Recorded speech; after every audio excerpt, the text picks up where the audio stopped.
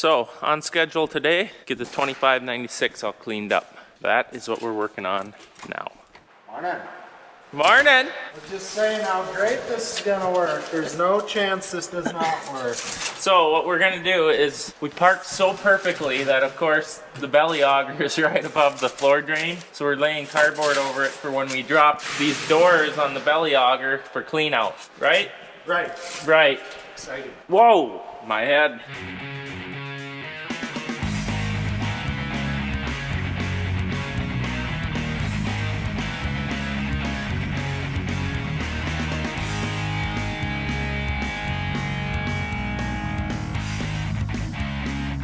So we gotta clean this thing all up. Everything's froze, all this mud is froze on, so we're gonna let it warm for a while in here. While it's warming up, we're going to clean the inside out and the bottom doors out, so all the corn is out of there.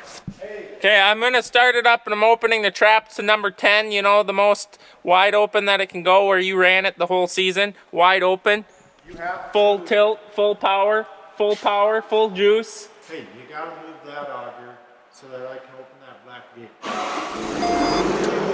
Okay, joystick, hydraulics need to be on. Opening the gates, which you'll see, maybe you can't see right there on that white diagram with the numbers. Opening the gates wide open. My hydraulics are not set properly, so it timed out.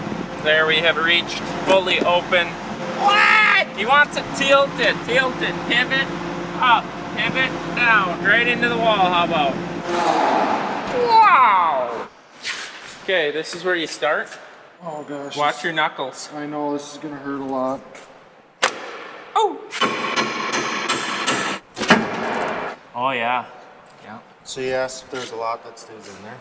And it's rock solid frozen too. Yeah, I don't have. We're gonna have to let her de-thaw, man. I don't have cardboard under that. Well, there's no risk of it coming out because it's a cube. It's an ice cube. In all honesty, this is pretty poor of us to not have done this by now. That should be a good bed. We're just gonna have to let this thing thaw. Same tool you used to loosen the belts if Randy clogs it again. You know, he's been doing a lot of stuff lately. Decouple the pin. So it takes and opens all these doors the whole way, huh? Oh, look at the spillage. It's spilling.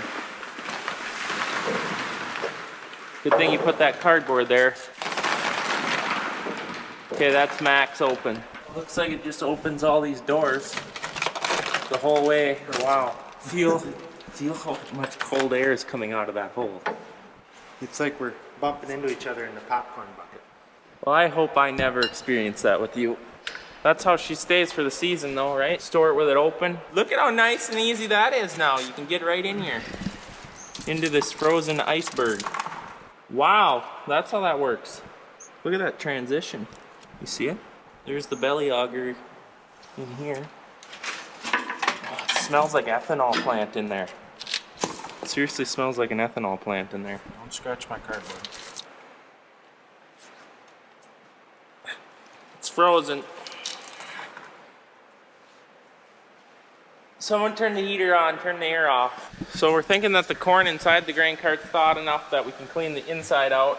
I'm going to open this door from the main shop here to what we call the truck parking, also known as the big wash bay, to try to let as much warm air in because it keeps the shop warmer than this part of the building on purpose, just keep the heating bill down. Normally when you power wash in here, it heats it up anyways. We're gonna heat it up extra warm because it's like an ice cube in here right now because we just brought the biggest ice cube on the farm in here along with the froze up quad track, and it's really cool back here.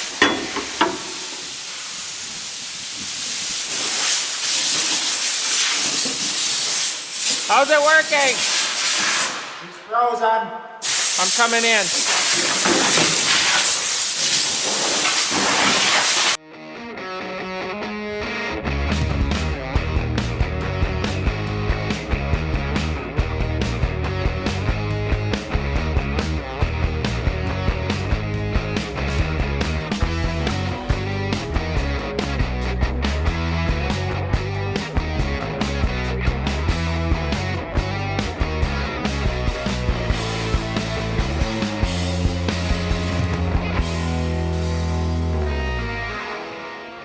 For those of you that don't know how a grain cart works, we've never owned a belly auger grain cart, and what belly auger means is there is an auger running horizontally right here, the whole length of the cart, with these cute little doors here that open up every, 4 feet to let the grain down into there, the whole length.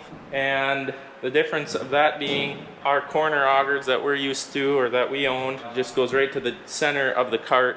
It's just one auger, and it was fun getting to demo this to see what we think of this. We did slug this bottom auger once, but that was due to complete operator error, which is fine, it happens. And it only took, 5 minutes to unplug it? Oh yeah. By detensioning the vertical auger and then firing it up, emptying the vertical auger, and then retensioning the belt and firing up the whole system as one. After closing these gates, that's how we plugged it. The gates were open. He forgot to close the gates. And it's set We're up not with going to a- say who it was, Randy, but set up with a slip clutch, so Yeah. when it's slugged, we didn't burn any belts off or anything, which saves a lot of time and money. so no, I was impressed with that. That was my major concern, because we've slugged grain cart augers before, and that was just with the single auger, and that was not so easy. That was a trip home and slip clutch tightening up. This is a auto setting slip clutch, or maintenance free, I should say. Maintenance free till it's junk. Don't That grease it. Don't grease it. They'll tell you to grease it, but I won't. Never had good luck with greasing slip clutches. Normally you over-grease them and then they don't hold like they should. That's not to say you shouldn't give it a couple of shots a year, right, Eric? Right. Like 2 or 3, you know? I got a conference call coming up here, so you're gonna just keep working on this and videoing, right? You promised me, right? I suppose. All right. I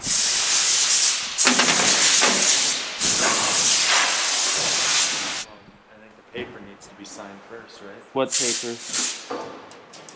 Could be. You mean that you were gonna adopt me?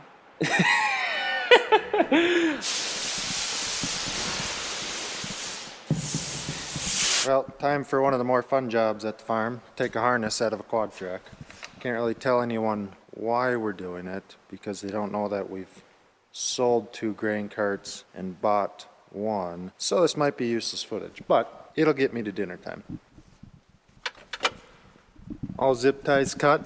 Gotta go up into the cab, unhook it from the digi-scale box, and then we should be able to start pulling it up.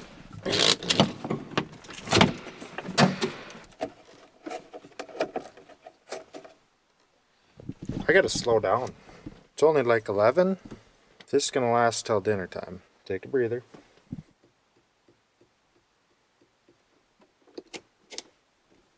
It's kind of hard to sit still.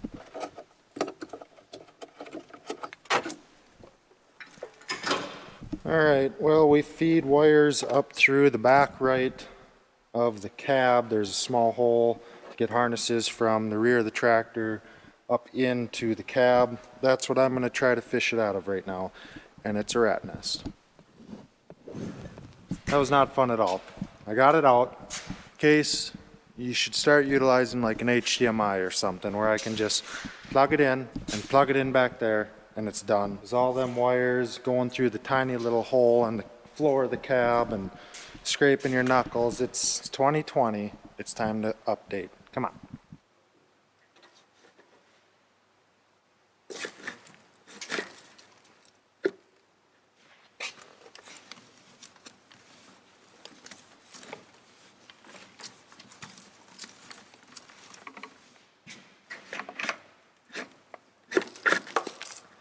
Well, I got it out.